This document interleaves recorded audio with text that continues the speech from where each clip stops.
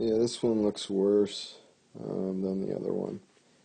And yeah, actually it is. But you do the same thing. Okay, and I'll write it down again, just so people don't forget. Okay, I want to switch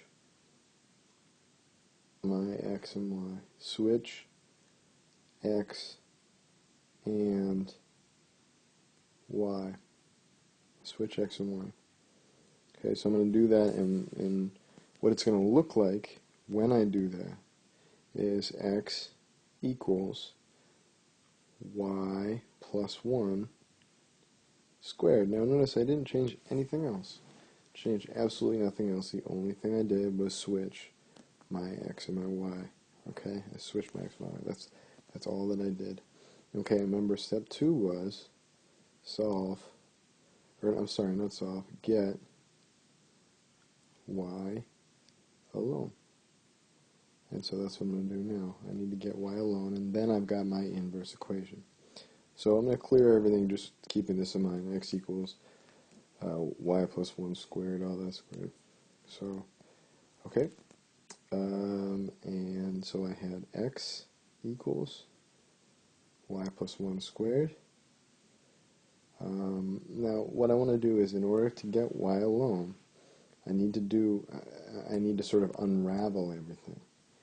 And the way to do that is basically by starting from the outside and moving inwards.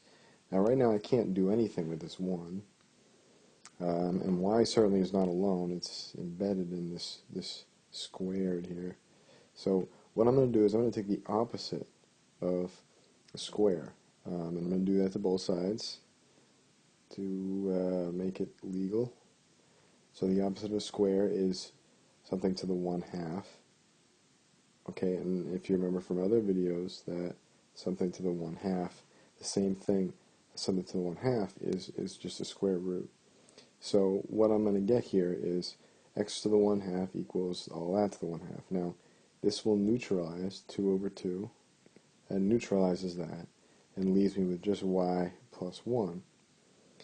Now on this side though, and I'm going to rewrite this, instead of x to the 1/2, I'm going to rewrite it as, like I wrote it before, square root of x. Okay, now all that I have to do is I just minus 1 from both sides, minus 1, okay, and I get a final answer of,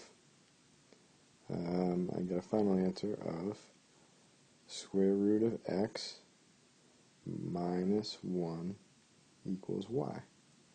And that's my inverse equation there. And just to check it out, let's see if I put a 3 in here.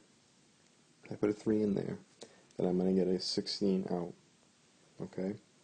Now let's try this here. If I put a 16 here, I get a 4. Okay, so if I put a 16 in there and into this, I get a 4 out.